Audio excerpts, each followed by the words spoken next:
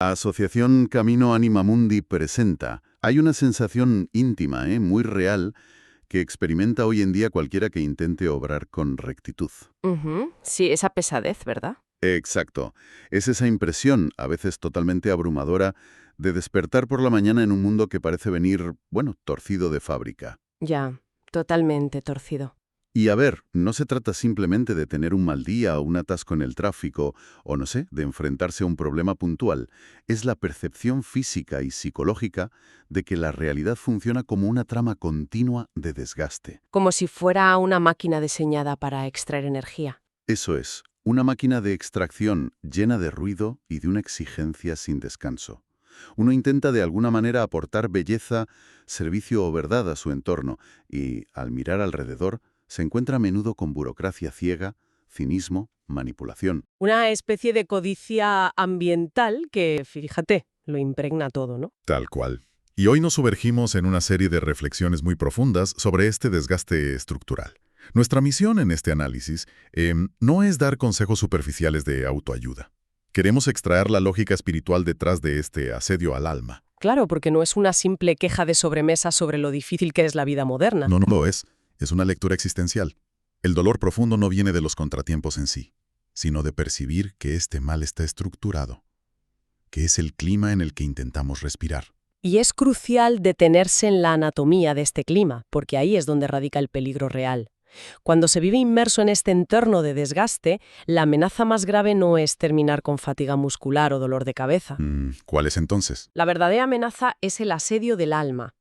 El peligro de que, como mecanismo de pura defensa, el espíritu se vuelva cínico, paranoico o, peor aún, de piedra.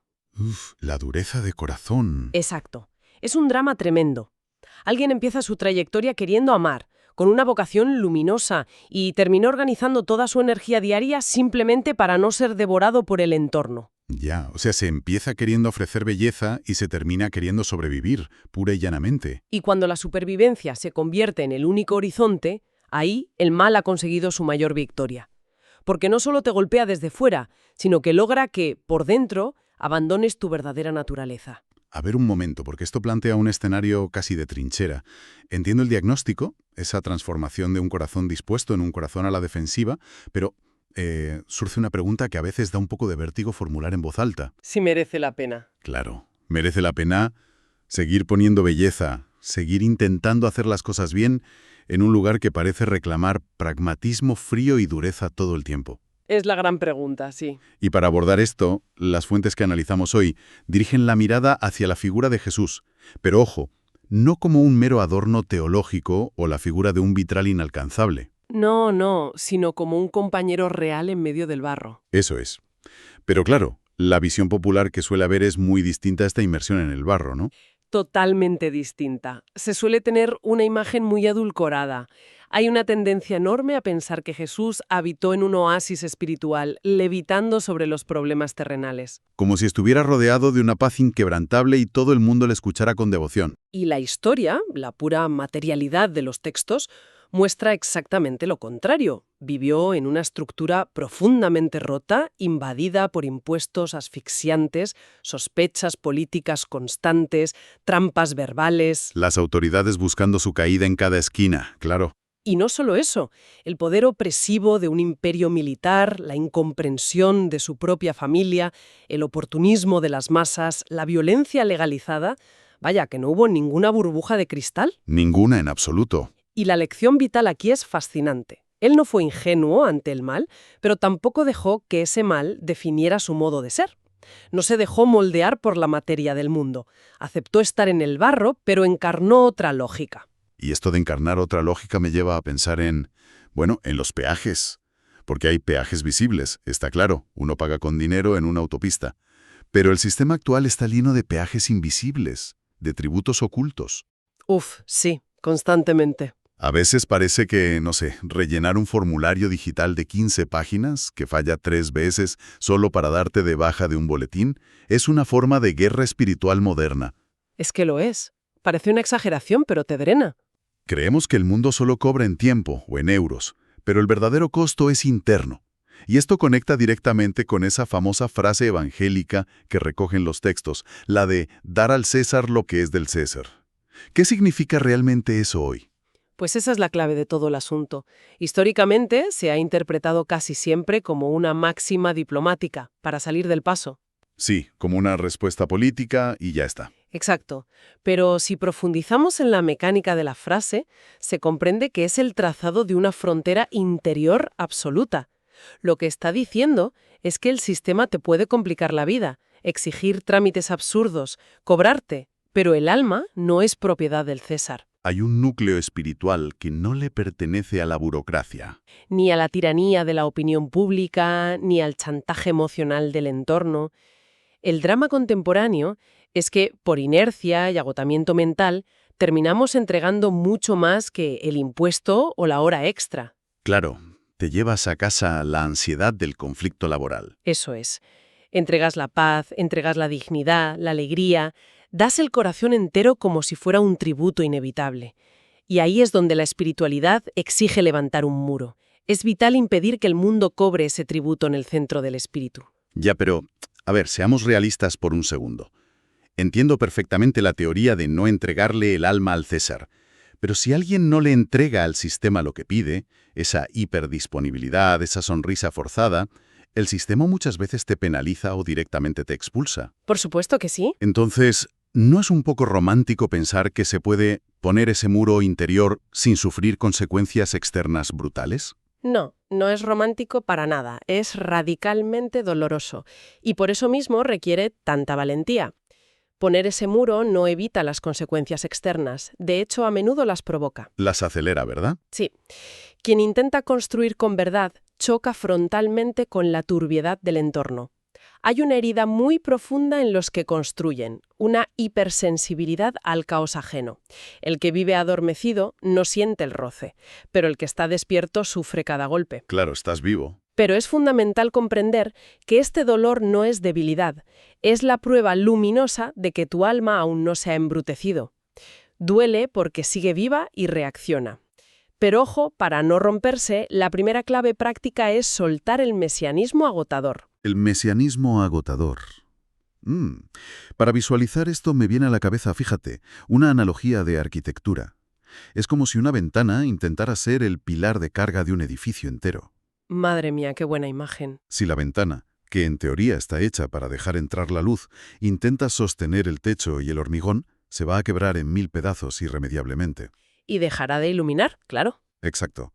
Y creo que en la vida hay una tendencia, sobre todo en personas con vocación de servicio, a convertirse en una especie de infraestructura emocional y práctica para todo su entorno, en pilares de carga. Totalmente. Y la rotura de ese cristal es lo que hoy llamamos burnout o colapso. La carga de creer que debes arreglarlo todo destroza el cuerpo y la mente. Si volvemos a Jesús como modelo, hay un detalle revelador, y es que Él no curó a todos los enfermos de Palestina. Ni resolvió toda la injusticia administrativa, ni derrocó a Roma. Nada de eso. Su obra consistió en manifestar el logos, es decir, esa verdad profunda y el orden divino exactamente allí donde se le daba campo de acción. Nada más y nada menos. Momento, antes de avanzar, porque aparece en las fuentes este concepto de manifestar el logos o la fricción del logos, Sí. para quien nos escucha y, bueno, a lo mejor no tiene formación en filosofía antigua o teología, ¿cómo traducimos esto al barro del día a día? ¿Qué es manifestar el logos un martes por la mañana? Es una excelente pregunta. A ver, el logos no es una idea abstracta. Es el principio de verdad, de sentido y orden que sostiene la realidad. Imagínalo como el ADN divino de las cosas, que llama al caos a tomar una forma armónica. Vale, de acuerdo.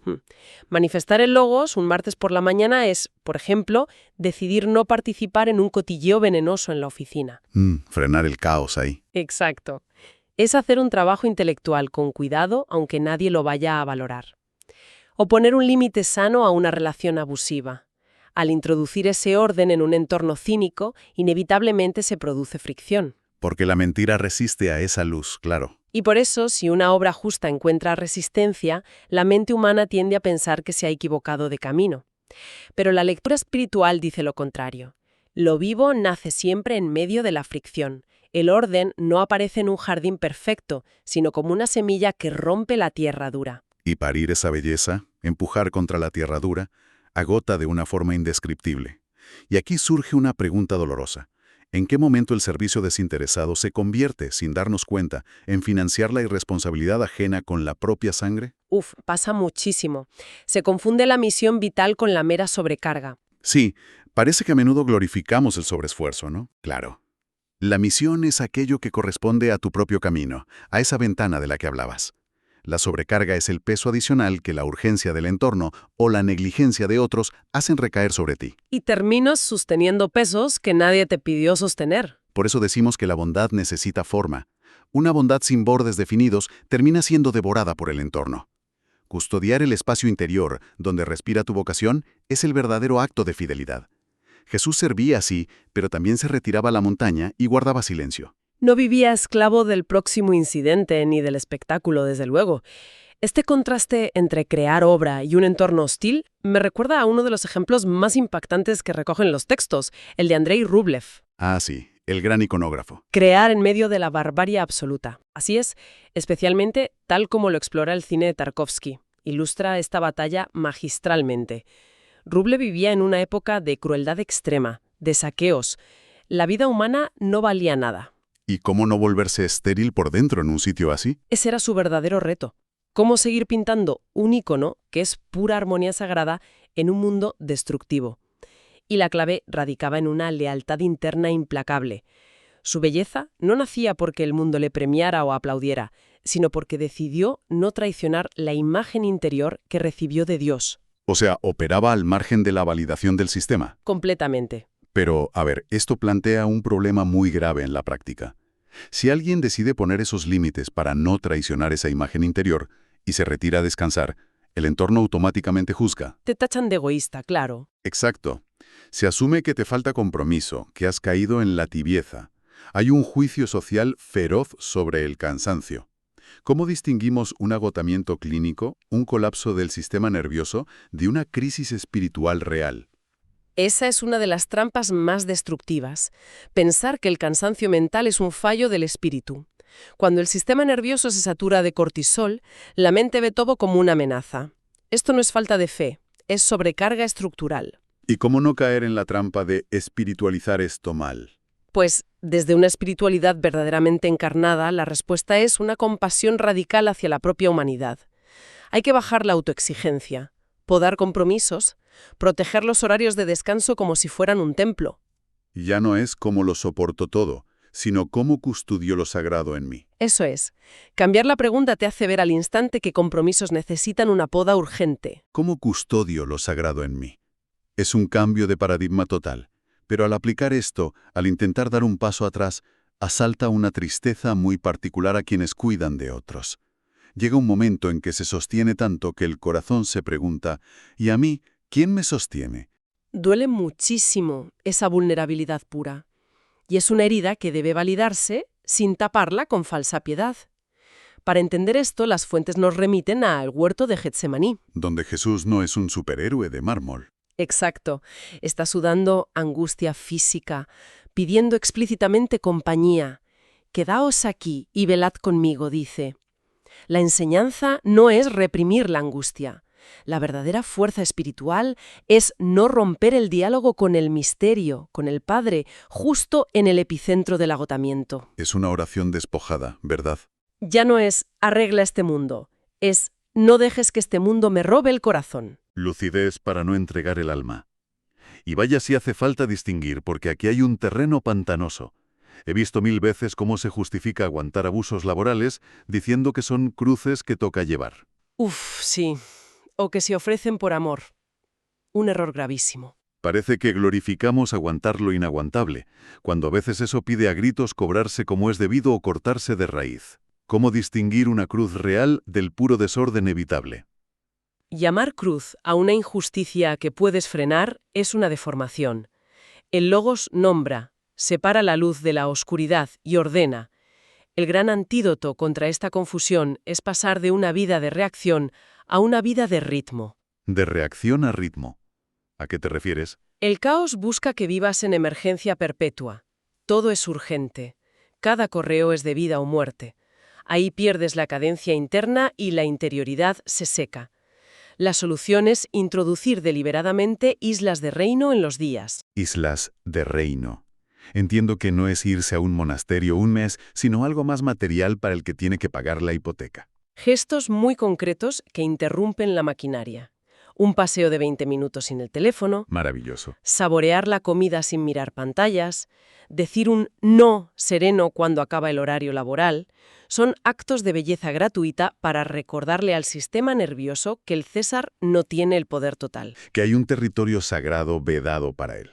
Claro, porque al final lo más devastador de este asedio no es el cansancio, sino la ilusión de que el mal o la burocracia son la totalidad de la realidad. Hacen mucho ruido, sí, parecen acapararlo todo, Levantan tanto polvo que llegas a creer que no existe nada más. pero es una ilusión óptica. El desgaste ocupa espacio, pero debajo de todo ese ruido atronador sigue existiendo un gesto noble e invisible, un trozo de pan compartido, una fidelidad callada en una casa cualquiera. El cinismo hace ruido, pero no tiene la última palabra. Jamás. La libertad sagrada es decidir que la estafa o la ingratitud no van a ser los arquitectos de tu alma. En esa negativa rotunda al cinismo es donde empieza el reino. Pues nos acercamos al final de este profundo recorrido. Y creo que la manera más honesta de asentar esto es dejando unas preguntas resonando en el interior de quien nos escuche. Sí, para llevárselas en ese paseo sin teléfono. Exacto. Pensando en el día a día, ¿qué parte de la carga que llevas a cuestas es realmente vocación, esa ventana tuya? ¿Y qué parte es un intento estéril de gestionar el caos ajeno, Una distinción clave. mayor del que legítimamente le corresponde? ¿Y qué bordes materiales necesita poner hoy tu alma para no desangrarse? Y quizá la más desafiante, ¿cómo seguir creando belleza de forma radical sin pedir permiso a un mundo que parece alimentarse de la fealdad? Grandes preguntas para el silencio. Si este camino resuena contigo, puedes escribir a quiero@caminoanimamundi.org.